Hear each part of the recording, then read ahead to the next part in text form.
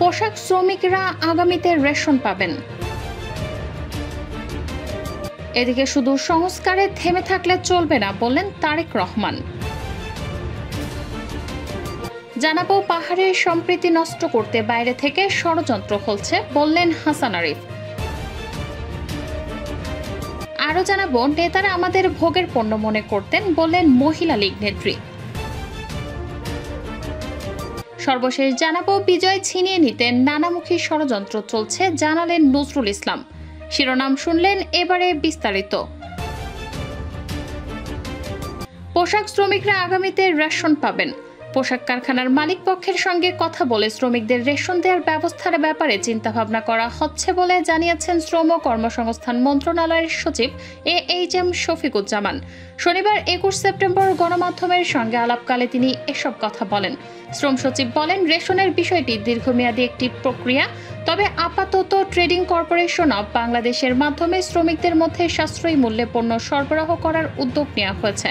তিনি আরও বলেন, দেশের যেসব শ্রমঘন এলাকা রয়েছে যেমন সাভার, আশুলিয়া, গাজীপুর, টঙ্গী ও নারায়ণগঞ্জ টিসিবির কার্ডের বাইরেও কিভাবে ট্রাকে করে ন্যায্য মূল্যে পণ্য সরবরাহ বাড়ানো যায় সে ব্যাপারে শ্রম মন্ত্রণালয় কাজ করছে। এরই মধ্যে এ ব্যাপারে আমরা বাণিজ্য মন্ত্রণালয়ের সঙ্গে কথা বলেছি এবং বাণিজ্য সচিবকে আমি ডিও প্রেরণ করেছি। AHM শফিকুজ্জামান বলেন, আমরা চেষ্টা করছি ওইসব এলাকায় ট্রাক সেলের মাধ্যমে টিসিবির পণ্য সাশ্রয়ী মূল্যে বিক্রি করার, যেন শ্রমিকরা উপকৃত হন। এ সময় শ্রমিকদের স্বল্প মূল্যেও সহজে স্বাস্থ্যসেবা পৌঁছে দেওয়ার ব্যাপারেও কথা বলেন শ্রম সচিব। তিনি বলেন, আমরা এ ব্যাপারে চিন্তা ভাবনা করছি। সরকারি হাসপাতালে এমনিতেই চিকিৎসার খরচ কম, তবে শ্রমঘন এলাকাগুলোতে সরকারি হাসপাতালগুলোতে আলাদা ডেস্ক করা যেতে পারে। অপরদিকে ওইসব এলাকায় যেসব বেসরকারি হাসপাতাল কিংবা ক্লিনিক রয়েছে তাদের সঙ্গে সমঝোতা স্মারকের মাধ্যমে শ্রমিকদের স্বল্প খরচে চিকিৎসা সুবিধার ব্যবস্থা করা যেতে পারে। এর আগে শ্রম সচিব রাজধানীর বাংলাদেশ চলচ্চিত্র উন্নয়ন কর্পোরেশন শ্রম অধিকার ও পোশাক খাতে অস্থিরতা শীর্ষক এক বিতর্ক প্রতিযোগিতায় প্রধান অতিথি হিসেবে অংশ নেন। এতে সভাপতিত্ব করেন সংগঠনের চেয়ারম্যান হাসান আহমেদ চৌধুরী কিরণ। শুধু সংস্কারে থেমে থাকলে চলবে না বললেন তারেক রহমান।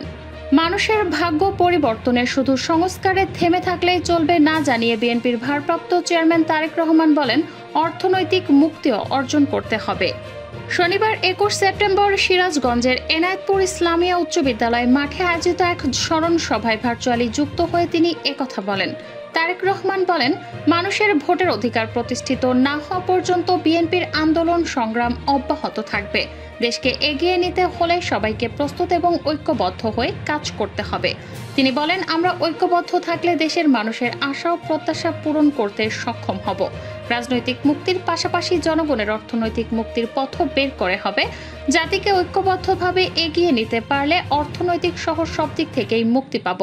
বিএনপির ভারপ্রাপ্ত চেয়ারম্যান বলেন, আমি দেশের বিভিন্ন প্রান্তে গিয়েছি, মূলত বাংলাদেশের মানুষের কাছাকাছি যাওয়ার চেষ্টা করেছি। আমরা অনেককেই হারিয়েছি, অনেকেই শারীরিকভাবে আহত হয়েছেন। তাদের সবার আত্মত্যাগের প্রতি আমরা গভীর শ্রদ্ধা।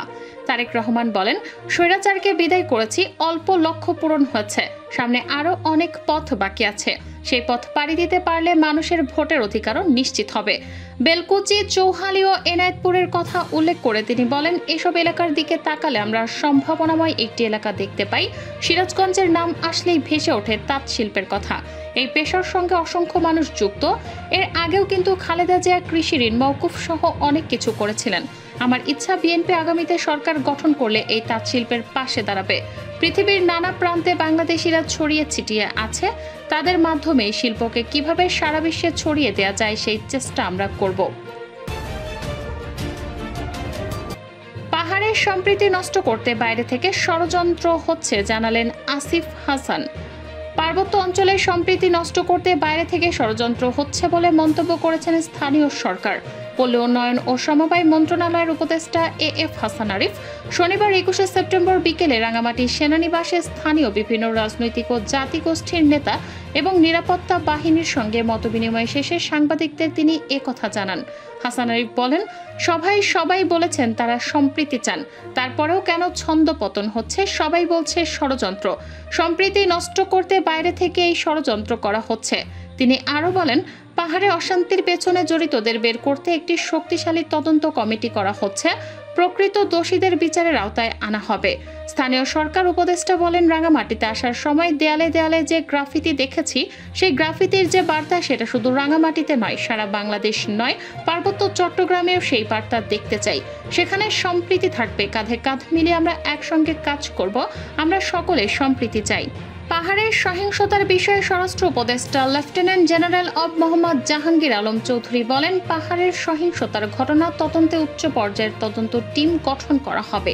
এই ঘটনায় জড়িতদের কঠোর শাস্তির আওতায় আনা হবে, কাউকে ছাড় দেয়া হবে না। তিনি আরও বলেন, যারা সহিংসতার চেষ্টা করবে তাদের হাতেও ভেঙে দেওয়া হবে। কোনো অবস্থায় আইনশৃঙ্খলা পরিস্থিতির অবনতি করা যাবে না।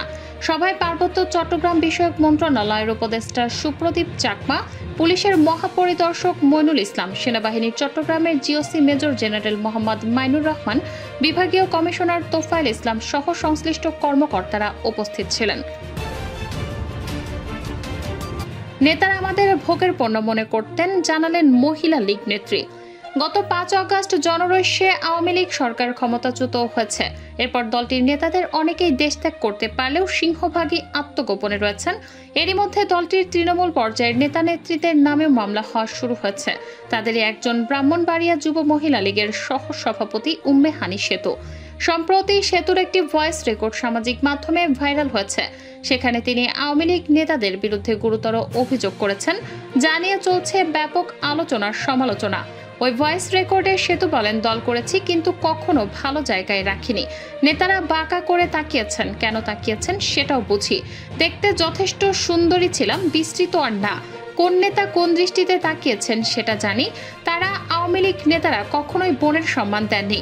সবসময় ওনারা আমাদের ভোগের পণ্য মনে করতেন। যে মেয়ের শরীরে ওনারা হাত দিতে পারতেন তাকেই ভালো পদ দিতেন। তিনি বলেন, আমার নামে 3টি মামলা হয়েছে। আমি সহ কয়েকজন মামলা খেয়েছি। অনেক সিনিয়র নেত্রীরা আছেন, তাদের বিরুদ্ধে মামলা হয়নি। আমি মামলা খেয়ে অনেক কষ্ট করতেছি, ওনারা ভালো থাকুক। মামলা খেলে ওনাদের কষ্ট হওয়ার কথা ছিল না। ওনাদের ঘরে কোনো বাচ্চা নাই। আমার 16 মাসের একটি ছোট বাচ্চা আছে। ওই বাচ্চাটাকে ফেলে ঢাকা ও চট্টগ্রামে পড়ে আছি। একটা মানুষ আমার বাসায় খবর নেয় না। আমার ছোট 3টা বাচ্চা কি খায়, বাচ্চাগুলো কি করে, বাড়িতে বাজার আছে কিনা তা ফোন দিয়ে কেউ খবর নেয়নি। তাতেও কোনো দুঃখ নাই। উম্মে হানি সেতু বলেন, বাংলা কথা বলি, বাংলা কথাগুলো না বললে নাই হবে। এই নোংরা নেতাগুলোর কারণে আজ বাংলাদেশ আওয়ামী লীগ ধ্বংস হয়েছে। শুধু ইউনিয়ন লেভেল, উপজেলা লেভেল বা জেলা পর্যায়ে না, কেন্দ্রীয় নেতাদের পর্যন্ত অনেক নোংরা নোংরা খবর আসতেছে। বিজয় ছিনিয়ে নিতে নানামুখী ষড়যন্ত্র চলছে, জানালেন নজরুল ইসলাম। বৈষম্য বিরোধী ছাত্র আন্দোলনের বিজয় ছিনিয়ে নিতে নানামুখী ষড়যন্ত্র চলছে বলে মন্তব্য করেছেন বিএনপির স্থায়ী কমিটির সদস্য নজরুল ইসলাম খান। শনিবার 22-21 সেপ্টেম্বর রাজধানীর গুলশানে এক অনুষ্ঠানে তিনি একথা বলেন। নজরুল ইসলাম খান বলেন, ষড়যন্ত্রকারীদের ফাঁদে পা দিয়ে কেউ আইন হাতে তুলে নেবেন না। বৈষম্য বিরোধী আন্দোলনের অর্জন কোনোভাবে ব্যর্থ হতে দেয়া যাবে না। তিনি বলেন, দেশ ও দেশের মানুষের জন্য তারেক রহমান সবসময় চিন্তা করেন। তার নির্দেশে বৈষম্য বিরোধী আন্দোলনে নিহত আহতদের জন্য ডাটাবেজ করা হয়েছে। সারা দেশ থেকে তথ্য সংগ্রহ করে ডাটাবেজে যুক্ত করা হচ্ছে। দলের পক্ষ থেকে নিহত আহত পরিবারের কাছে যাওয়া হচ্ছে। তাদেরকে দলের পক্ষ থেকে আর্থিক সহায়তা করা হচ্ছে। আহতদের চিকিৎসার ব্যবস্থাও করা হচ্ছে। বিএনপির এই নেতা বলেন, গত 5 আগস্ট ছাত্র জনতার অভ্যুত্থানের দিন আমি কারাগারে ছিলাম।